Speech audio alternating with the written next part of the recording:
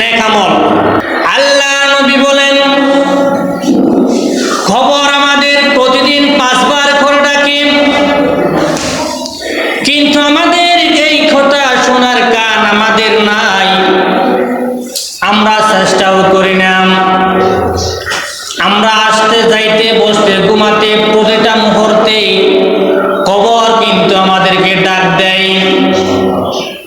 কবর বলে, এরপরে কবর 3 নাম্বারের মধ্যে ডাক দেয়, আমি মাটির ঘর, এখানে কোনো বিছানা নাই, এখানে কোনো বিছানা নাই, কোনো বালিশ নাই, আমি হলাম মাটির ঘর, এখানে মাটি ছাড়া কিছু নাই, তাহলে এখানে আসতে হলে তোমাদেরকে বিছানা নিয়ে আসতে হবে।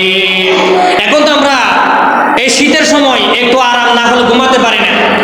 যারা একটু আরামে ঘুমায় তারা কোথাও বেড়াতে গেলে একটু এদিক সেদিক হলে আর ঘুমে ধরো না, ঘুম আসে না, কারণ নিজ বাড়িতে যে আরাম এসে ঘুমায় সে আরাম যদি না হয় আর ঘুম ধরে না।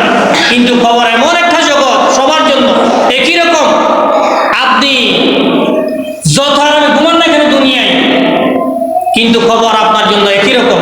একজন গরিবের জন্য যেমন, একজন ফকিরের জন্য আর একজন বড় লোকের জন্য। এই খবরের জগতে এই 3 নাম্বার প্রশ্নের মধ্যে বলেন, আমি মাটির ঘর, এখানে কোনো বিছানা নেই, টাকার জন্য বালিশ নাই, কম্বল নাই, কিছু নাই, তোমরা আসার সময় বিছানাটা নিয়ে আসিও।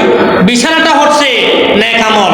আমরা যখন নেক আমল করবো, সব সময় কোন একটা কাজ করতে হলে আগে দেখতে হবে এখানে নেকি আছে কিনা, নাকি গুনাহ হবে, নাকি সওয়াব হবে, এটা চিন্তা করে করতে হবে।